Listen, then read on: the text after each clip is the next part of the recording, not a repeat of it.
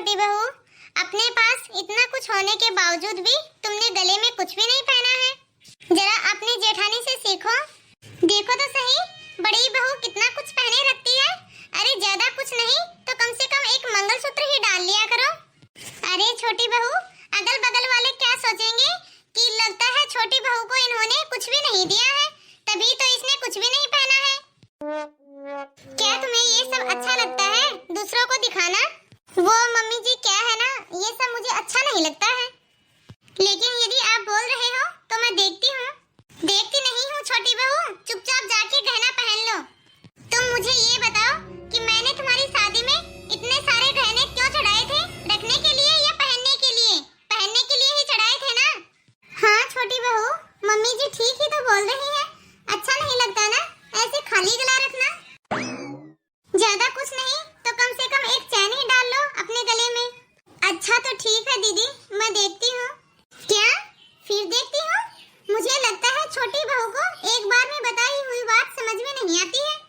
और हाँ बड़ी बहू, तुम्हारे पास कोमल का फोन आया था क्या? क्यों, क्या हुआ मम्मी जी? कोमल के यहाँ सब कुछ ठीक तो है ना? हाँ बड़ी बहू, रात में ही मेरी उससे बात हुई है, लेकिन बात करते करते ही अचानक बोली कि मम्मी अब आपके दामाद जी आ गए हैं तो मैं फोन रखती हूँ, आपसे बाद में बात करती हूँ। मुझे लग रहा है कि वो कुछ बोलना चाहती थी, लेकिन उससे पहले फोन ही कट हो गया। जब मैंने फोन लगाया तो उसका फोन स्विच ऑफ आ रहा है। बस यही टेंशन खाई जा रही है मुझे। ऐसा कुछ भी नहीं होगा मम्मी जी, वो नंदोई जी आ गए होंगे ना तो दीदी उनके साथ बिजी हो गई होंगी। अच्छा तो चलो कोई बात नहीं, बड़ी बहू जाओ मेरे लिए एक कप चाय बना लाओ। ठीक है मम्मी जी। अरे मेरी लाडली बहू, ऐसे मुंह फुला के क्यों बैठी है? अरे ये लो बहू, अपने सास के हाथों से बनी हुई चाय पीकर तो देखो। मेरा मन नहीं है चाय पीने का। अरे बहू, तुम इतना गुस्सा क्यों हो? मेरे बेटे की छोटी छोटी बातों को अपने दिल पे ना लिया करो। उसकी तो आदत है, वो तो ऐसे बोलता ही रहता है। उसकी बातों को दिल पे मत लिया करो। यदि उसकी बातों को दिल पे लेंगे ना तो फिर हो गया काम। आप तो देखती ही हो माँ जी, आपके बेटे मुझे कैसे कैसे बोलते रहते हैं, लेकिन मुझे बहुत बुरा लगता है। माँ, अपनी बहू को और सर पे चढ़ा लो तुम। अरे क्या बेटा, छोटी छोटी बातों पे तुम दोनों यूं चूहे बिल्ली की तरह क्यों झगड़ा करते रहते हो? अरे माँ, ये कोई छोटी छोटी बातें नहीं है। आपको पता भी है ये मुझसे क्या कहती है? ये मुझसे कहती है कि तुम अपनी माँ से अलग रहो। अरे बेटा, क्या हो गया? तो इसके कहने से कौन सा तुम मुझसे अलग रहने लगा? आपको जरा सी भी शर्म नहीं आ रही?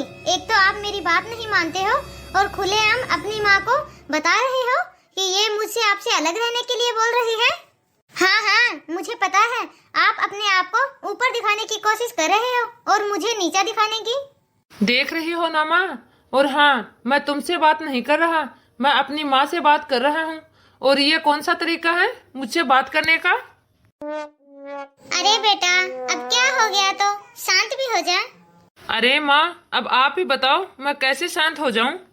अरे बेटा, तू तो मेरा बेटा है तो इसलिए मैं तुम्हें ही दबाने की कोशिश करूंगी ना।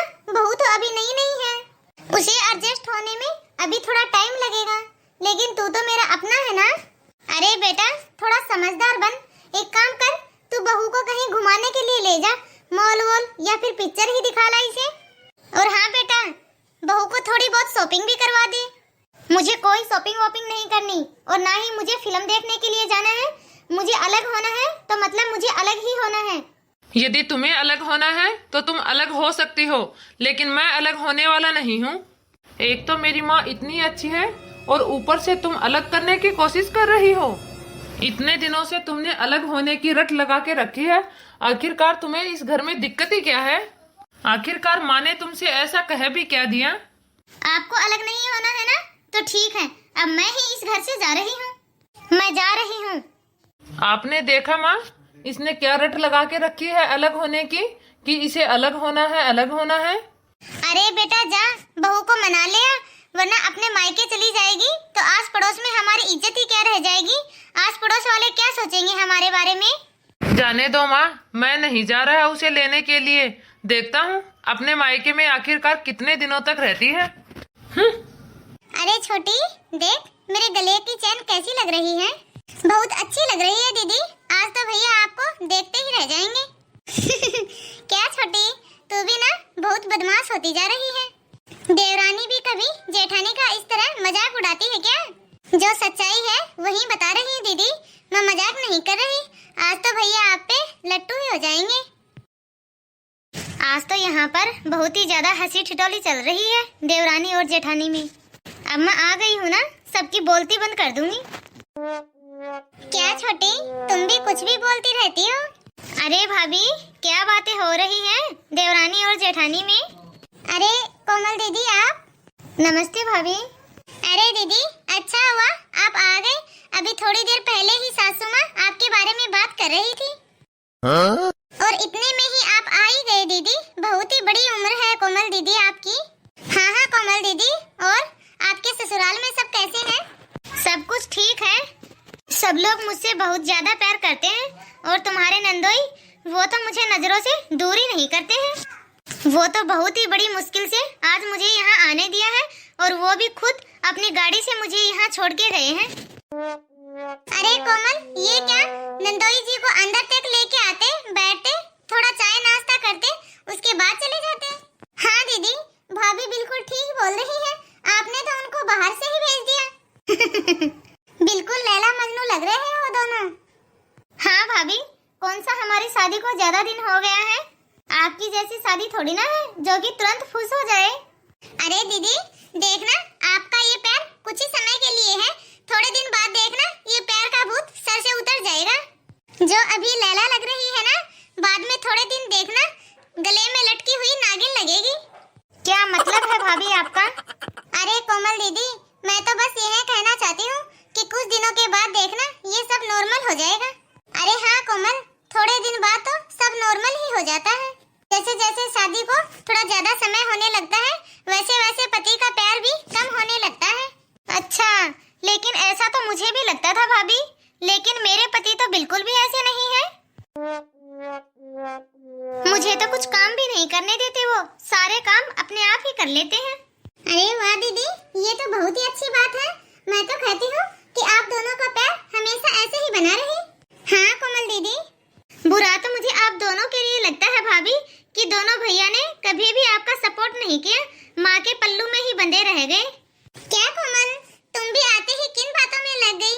चलो तुम्हें चाय नाश्ता करवाती हूँ। और वैसे भी मम्मी जी आपका ही इंतजार कर रही थी। हम दोनों खाना बना के अभी आते हैं।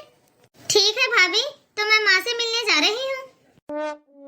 तो चलो छोटी, कोमल दीदी का कोई फेवरेट खाना बना लेते हैं। शिवानी, तुमने मेरी फाइल कहाँ पे रख दी है?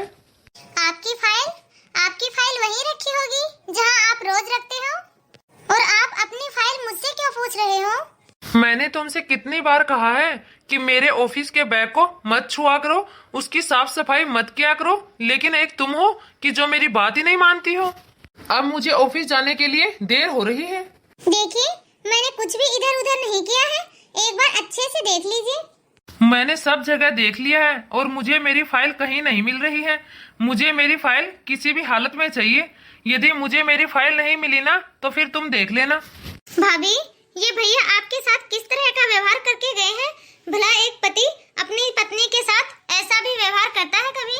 एक तो आप उनकी चीजें संभाल संभाल के रखती हो, और ऊपर से वही आपको चार बातें सुना के चले गए। भाभी, जब मुझे ही इतना बुरा लग रहा है, तो आपको तो कितना बुरा लग रहा होगा। अरे दीदी, ये आपके भैया सारे दिन ऑफिस में काम करते हैं ना, तो इसलिए उनका स्वभाव थोड़ा चिड़चिड़ा हो गया है। देखो भाभी, जो गलत है सो गलत है। वो दिन भर ऑफिस में काम करते हैं तो क्या है, आप भी तो दिन भर घर में काम करती हो कि नहीं? आप कौन सा दिन भर घर में आराम करती हो? हाँ कोमल दीदी, बात तो आप बिल्कुल सही बोल रही हो। इस मामले में मैं तो बहुत ही ज्यादा लकी हूँ, क्योंकि ऑफिस जाने से पहले भी मेरे पति मेरी हेल्प करवाते हैं, और ऑफिस से आने के बाद भी वो मेरी हेल्प करवाते हैं।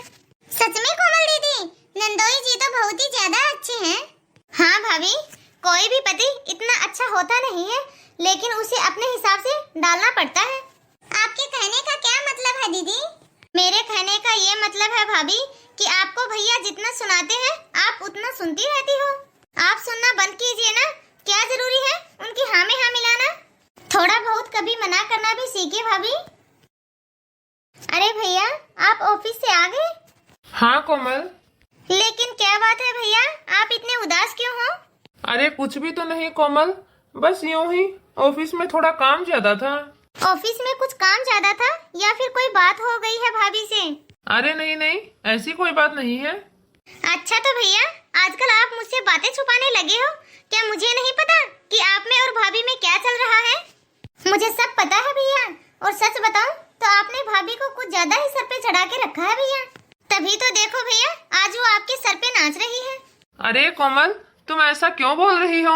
तुम्हारी भाभी ने ऐसा क्या कर दिया? दरअसल भैया क्या है ना कि मुझे लगता है कि जैसे आपने मुझे हमेशा लाड और प्यार में रखा है, वैसे ही आप लोग भाभी को भी रखें, ऐसी चाहती है वो। अब आप ही बताइए भैया, पत्नी कितनी भी प्यारी हो, बहन और पत्नी में अंतर तो होता ही है। कुल मिला के भैया भाभी चाहती है कि आप उनके पल्लू में बंध के रहें। अब ऐसा थोड़ी ना होता है भैया। हाँ कोमल, ये बात तो तुम बिल्कुल सही बोल रही हो। तुम्हारी भाभी अब हर एक बात पे रोका टोकी करती है, पहले तो ऐसा कभी भी नहीं करती थी। अब आप ही देखिए भैया, मैंने क्या कभी अपने पति से ऊंची आवाज में बात की है या कभी उन पे रोक टोक लगाई है? उनकी बहन अभी तक मायके में रहती आई थी, लेकिन मैंने कभी आपसे कुछ बोला? कुछ भी तो नहीं भैया। सुनिए ना, मुझे वो आपसे कुछ बात करनी थी। हाँ बोलो। वो दरअसल क्या है कि आज हम मार्केट जाने के लिए सोच रहे हैं, तो क्या आप हमारे साथ मार्केट चलेंगे? क्यों, अब घर का खाना पसंद नहीं आ रहा क्या?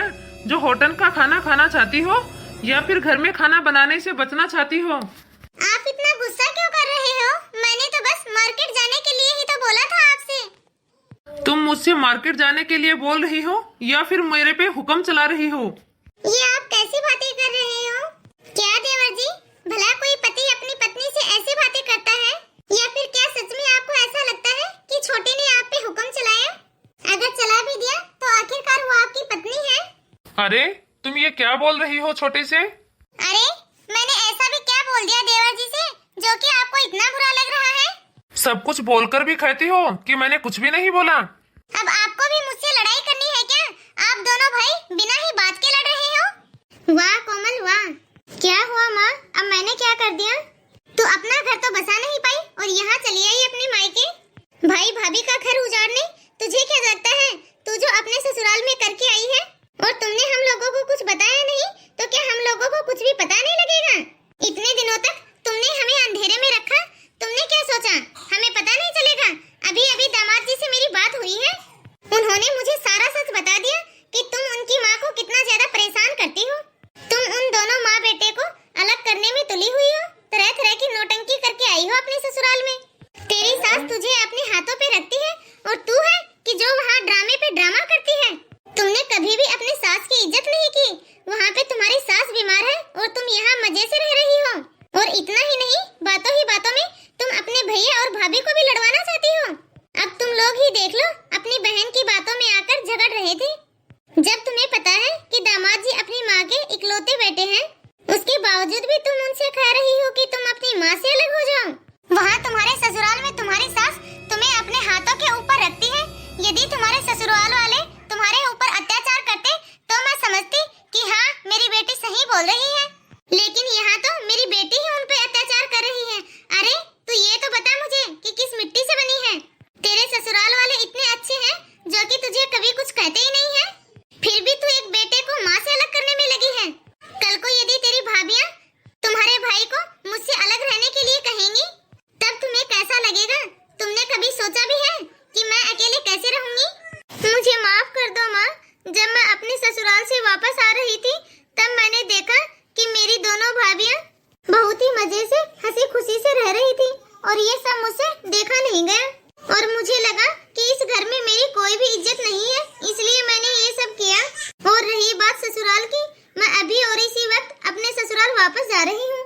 रही बात अलग होने की, जब भी मैं इनसे घूमने के लिए कहती थी यहाँ चले वहाँ चले, तो अपनी माँ को पहले साथ ले जाने के लिए कहते थे, और मुझे लगता था कि मेरी सभी फ्रेंड अपने पति के साथ अकेले ही घूमने जाती हैं, इसलिए ही मैंने उनसे अलग होने के लिए कहा, और इसलिए ही मुझे अपनी सास से छुटकारा चाहिए था, इसलिए मैंने ये सब किया। अब तो तुम्हें सब कुछ समझ में आ गया होगा ना? और हाँ बेटा, तुम अभी के अभी जाओ और कोमल को हाँ, मैं कोमल को अभी इसके ससुराल में वापस छोड़ के आता हूँ और गलत व्यवहार के लिए उनसे माफी भी मांगूंगा। और हाँ, तुम भी मुझे प्लीज माफ कर दो, मैंने भी तुम्हारे साथ बहुत ज्यादा गलत व्यवहार किया। अरे नहीं नहीं, आप क्यों मुझसे माफी मांग रहे हो? तो हाय दोस्तों, आप सब कैसे हो? आई होप आप सब अच्छे ही होंगे। तो आप सभी को आज की हमारी यह स्टोरी कैसी लगी कमेंट बॉक्स में कमेंट करके हमें जरूर बताइए। और यदि अच्छी लगी हो तो वीडियो को लाइक और चैनल को सब्सक्राइब करना ना भूलें, क्योंकि आपके एक लाइक और एक शेयर से हमारा भी मनोबल बढ़ता है, जिससे हम हर रोज आपके लिए इसी तरह की नए नए टॉपिक पर कहानियाँ लाते रहते हैं। आपने वीडियो को अंत तक देखा, उसके लिए आपका बहुत बहुत धन्यवाद। तो चलिए दोस्तों, ठीक है, अब आपसे मिलते हैं अगले वीडियो में। तब तक आप अपना ख्याल रखिए और दूसरों को प्यार बांटिए।